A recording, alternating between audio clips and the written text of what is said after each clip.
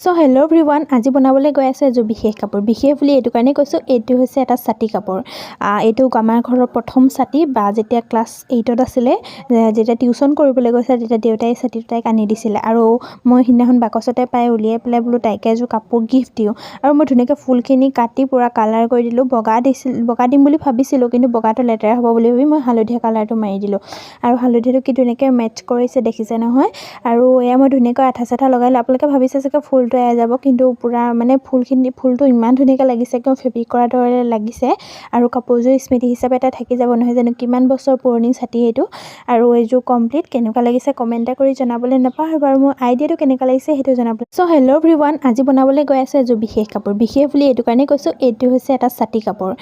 এইটো আমাৰ ঘৰৰ প্ৰথম ছাতি। বা যেতিয়া ক্লাছ 8ত আছিলে, যেতিয়া টিউশ্যন কৰিবলৈ গৈছে, তেতিয়া দেউতাই ছাতিটো তাইক আনি দিছিলে। আৰু মই সিদিনাখন বাকচতে পাই উলিয়াই পেলাই বোলো তাইকে এযোৰ কাপোৰ গিফ্ট দিওঁ। আৰু মই ধুনীয়াকৈ ফুলখিনি কাটি পূৰা কালাৰ কৰি দিলোঁ। বগা দিম বুলি ভাবিছিলোঁ, কিন্তু বগাটো লেতেৰা হ'ব বুলি ভাবি মই হালধীয়া কালাৰটো মাৰি দিলোঁ। আৰু হালধীয়াটো কি ধুনীয়াকৈ মেটচ কৰিছে, দেখিছে নহয়।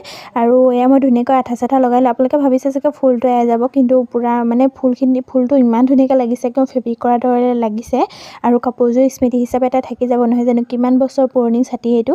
আৰু এইযোৰ কমপ্লিট কেনেকুৱা লাগিছে কমেণ্ট এটা কৰি জনাবলৈ নাপাহৰিব। আৰু মোৰ আইডিয়াটো কেনেকুৱা লাগিছে সেইটো জনাব।